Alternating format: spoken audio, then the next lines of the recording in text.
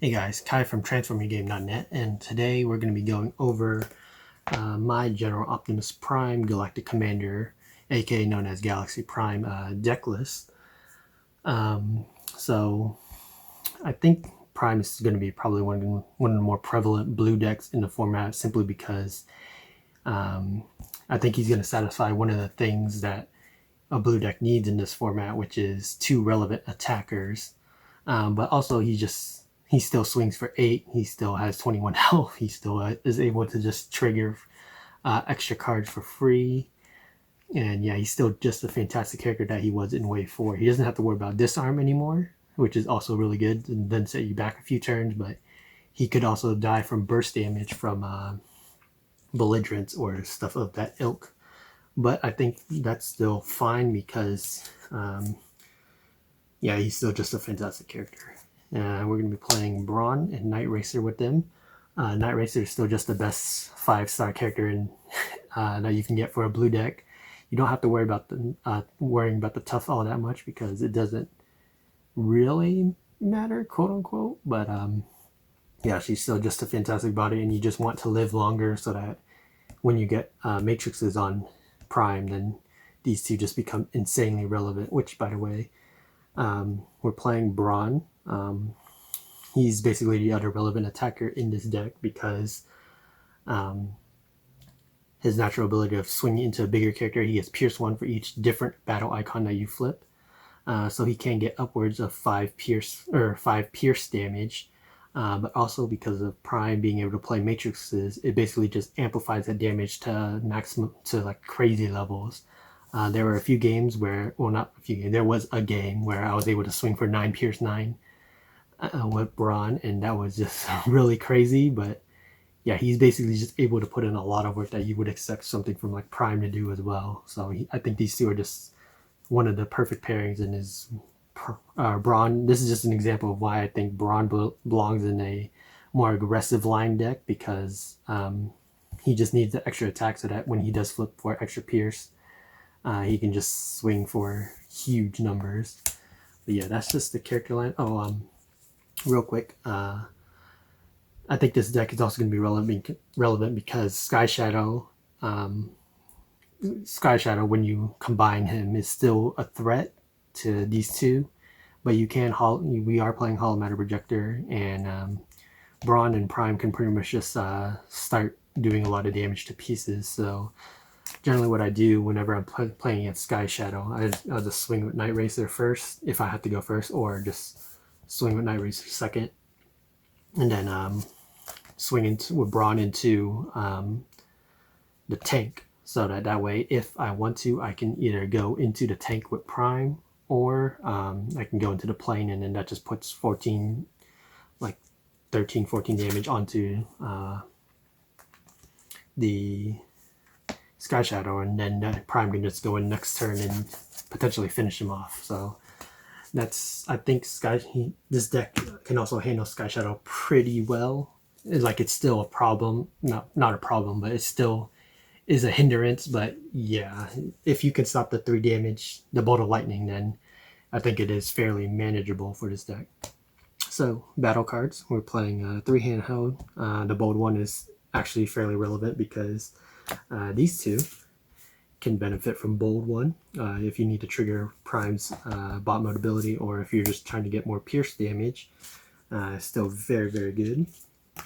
So, and also just the same idea as the Shockwave deck, where you just want the little guys to live for as long as possible, so that things like Matrix and bigger ARs are very relevant.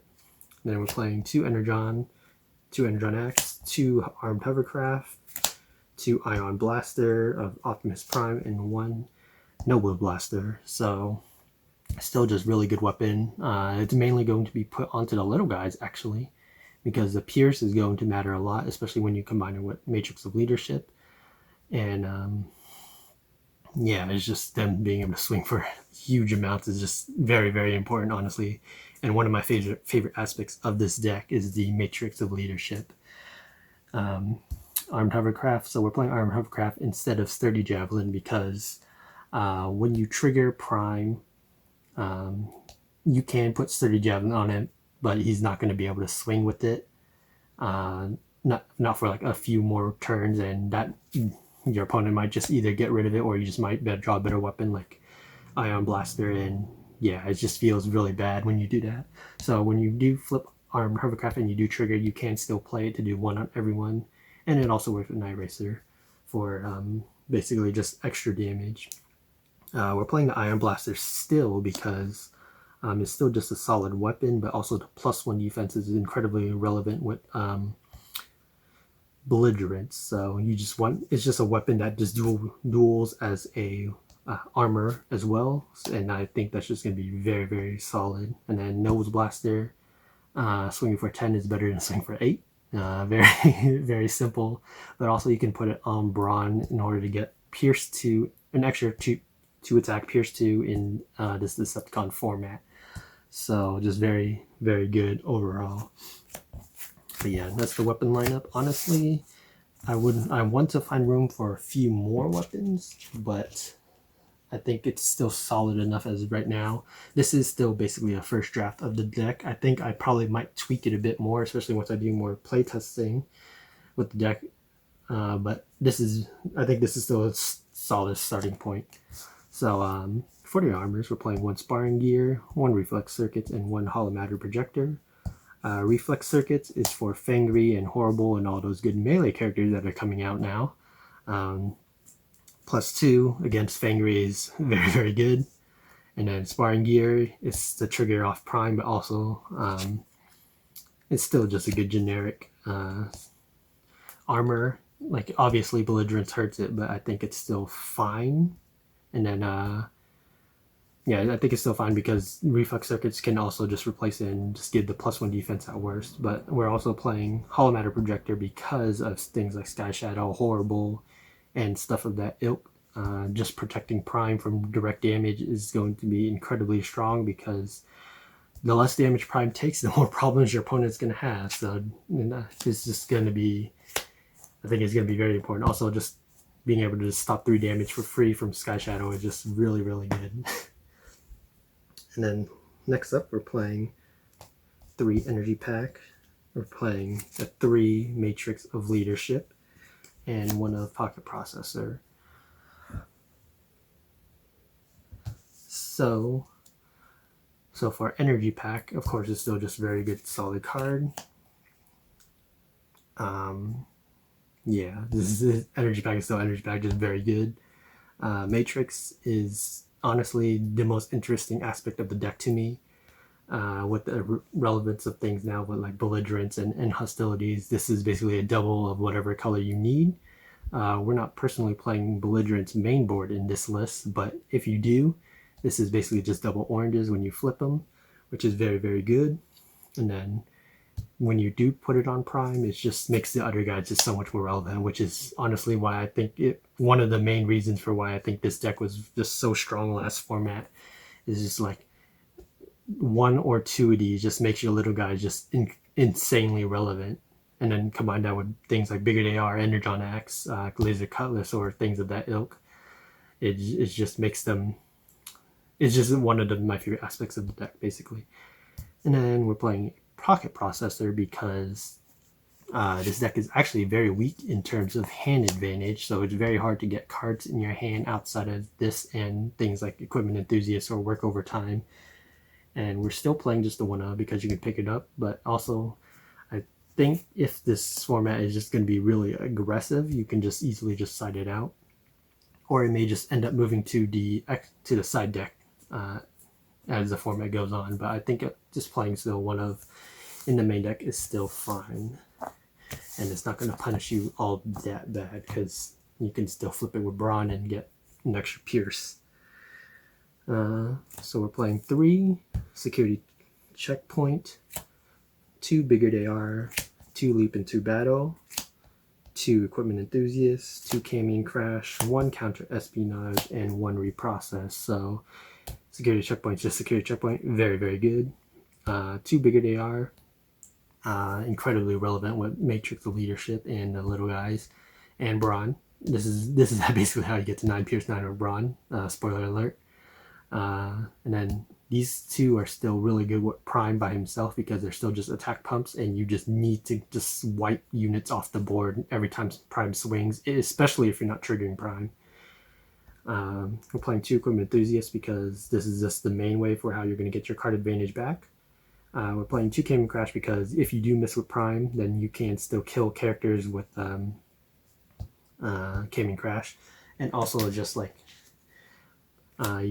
tripwire, and these can also just be tripwires. I think that's just going to be one of the easiest like swaps depending on your metagame. But one of the other main reasons for why I'm playing Cayman Crash instead of tripwire is because the one damage is actually incredibly relevant with the little guys, because if you get Energon Axe on them live immediately, and they just get to swing with it like once or twice, and it's just such a huge damage swing.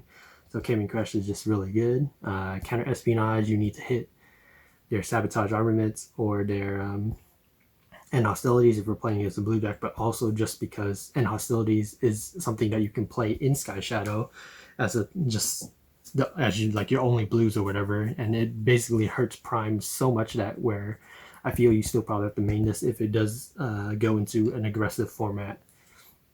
And then reprocess is just reprocess. You can always side it out if you need, but it's just good just to have upgrade removal, especially since we're not playing Enforcement Batons or Bashing Shield main board.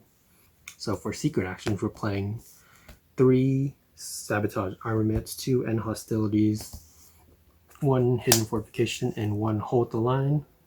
So this used to just be a second Hidden Fortification, but I think if Hidden Fortification is just less useful because of there's not as much blue in this build as like last format, especially since you're playing things like Hollow Matter, Counter Espionage, Cayman Crash, all that stuff. Hidden Fortification just isn't as useful, but you can still play as a generic of one of, along with Hold the Line. Hold the Line is still really good against heads. And then End Hostilities, honestly, this could be End Hostilities or it can be Sabotage Armaments. I prefer Sabotage Armaments for the time being, simply just because it's card advantage of getting rid of your opponent's weapon while also still just being live.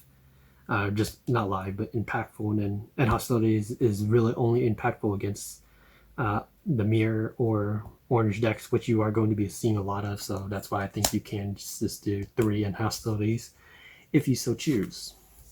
Again, it just depends on your metagame. But yeah, I think this is still just a really solid generic secret action core. So that's the main board. We don't again have a sideboard because I haven't actually played this in a tournament yet, but we have play tested it somewhat. It has held up against some of the other decks that we've been playing against. It has held up against Sky Shadow, Perceptors, Horribles, but yeah, I think this deck is just one of the strongest blue decks because of this interaction with Matrix and Brawn just being able to be such a cheap offensive threat. It's just really, really impressive. Honestly, Brawn has really impressed me in this deck a lot, and is one of my favorite reasons for why I like this deck currently. But yeah, Prime is still just really solid, and he doesn't have to worry about disarm all that much. I don't remember if I said that already, but Belligerence, of course, is still a little bit of a problem, and hostilities because he won't be able to trigger. But yeah, he's still such a powerhouse. I think you'll still see him quite a bit, even throughout the format. Not even just like when control decks actually become more of a thing. But yeah, this is the list. I think Prime is going to be really solid. I think I already said that. But yeah. Yeah, that's the deck profile. I hope you guys enjoyed. The next one that I'm probably going to do, it's a character that I've expressed interest in before. It's going to be a Titan Master. It's not going to be horrible or anything like that. I kind of just left everyone on my team to just explore those other options. I'm going to bring forth one of the first Titan Masters that was playing around with, which is Skull Smasher. So we're going to have a pretty interesting competitive idea into Skull Smasher. It's probably not going to be one that you're going to agree with some of the choices, but it's basically just how I'm looking at it from the current metagame and adjusting Skull Smasher into that style. But yeah, that's the deck profile. Hope you guys enjoyed. If you guys liked it, subscribe down below for more content, not just the podcast. We're doing deck profiles. We're going to be doing. All of us are really excited to show off with some of the decks that we've made, not just old decks from last format, but also just some of the new Titan Master decks. So be sure to subscribe below for that and more strategy and in-depth content, competitive analysis. I don't know why I had to emphasize every single word of those, but yeah, just thanks for watching at the very least. So yeah, that's it. See you guys later.